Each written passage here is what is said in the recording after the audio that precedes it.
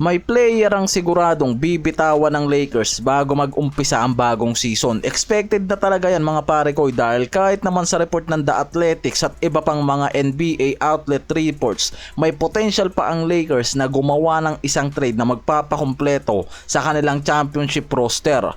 Isa expiring contracts nakapokus ang front office ng Lakers. Ang pinakamainit dyan na pangalan itong si Rui Hachimura dahil malinaw naman na itong si Gabe Vincent, Maxi Kleber at itong si Jared Vanderbilt wala pa talagang desisyon ng Lakers dyan.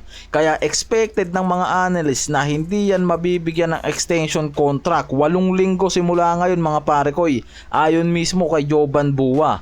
Dahil nare-report ngayon na minomonitor ng Lakers itong si Hachimura lalo na yung magiging role nito o kung magiging effective pa to sa rotation nila sa susunod na season. At sinasabing pwedeng mawala nga to sa starting lineup lalo na nang dumating si Marcus Smart at Jake Larabaya. Kaya pwedeng malagay nga raw to mismo sa bench kung mga pare ko kung bibigyan pa yan ng extension ng Lakers sa ngayon. Binabantayan kasi ng mga yan kung saan nila pwedeng magamit itong si Hachimura. Consistent na contributor sa opensa at nag-average ng 13.1 points, 5 rebounds at 41% na 3-point shooting.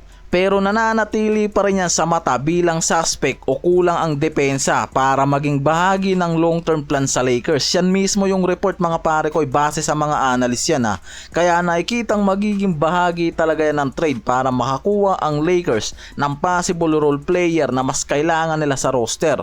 Sa report kasi ngayon na lumalabas, ang Lakers at Portland talaga pwedeng gumawa ng trade na ay makikinabang pareho yung roster nila para sa championship contention.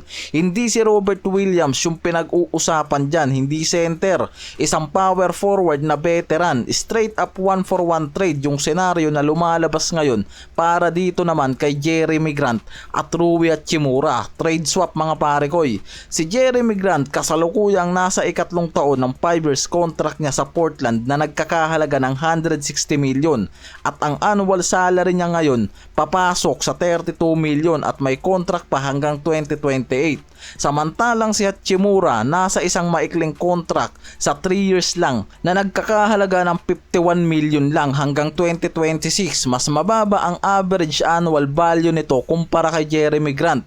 Kung mangyayari ang 1-for-1 trade sa pagitan ni Hachimura at Grant, malaki ang matitipid sa contract commitments ng Blazers at magkakaroon sila ng financial flexibility na mahalaga para sa kanilang rebuilding phase dahil ayon sa Blazer Age, ang Portland nakatuon na sa pag-rebuild at pag-develop ng kanilang core players tulad nila Scott Henderson, Shadon Sharpe at iba pa kaya ang pagkuha ng mas mababang contract katulad na nga lang dito kay Hachimura magbibigay daan para sa kanilang flexibility para sa future. Kaya possible na mangyari to kung magkakasundo ang Lakers at Portland. Mas realistic to kumpara sa pagkuha dito kay Robert Williams na maaapektuhan yung ibang core ng Lakers.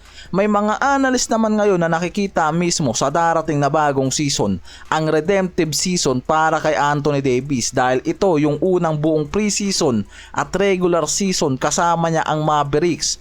Magkakaroon ng pagkakataon na mas patunayan ni AD ang kanyang kakayahan bilang defensive anchor ng team dahil kita naman na nasa prime pa rin nga raw to at kayang maging leader ng Dallas. Kayang maging consistent at malagpasan ang mga injury doubts mula sa nakaraang taon. Yan yung nakikita ng mga analyst na pwedeng mangyari dito kay Davis. Expected naman talaga yung magiging healthy AD sa 2026 pero kasi may mga report pa ngayon about sa injury nito sa mata. Yan lang naman yung nagiging doubt ngayon ng Dallas Mavericks dito kay Anthony Davis. Sinabi kasi ni Perkins na ito yung season para kay AD na dapat may patunayan siya sa Dallas dahil sa kanyang injury riddled sa pass at sa biglaang pag-agaw ng spotlight bilang pangunahing star ng Dallas Mavericks. Ngayon na healthy na nga raw to plus napapaligiran pa ng mahuhusay na player sa roster nila, ito ang pinakamagandang pagkakataon nga raw para kay AD na ipakita ang kanyang husay pagdating sa ilalim at pagiging defender at magsilbi bilang leader ng contender. Isang mission season para sa kanya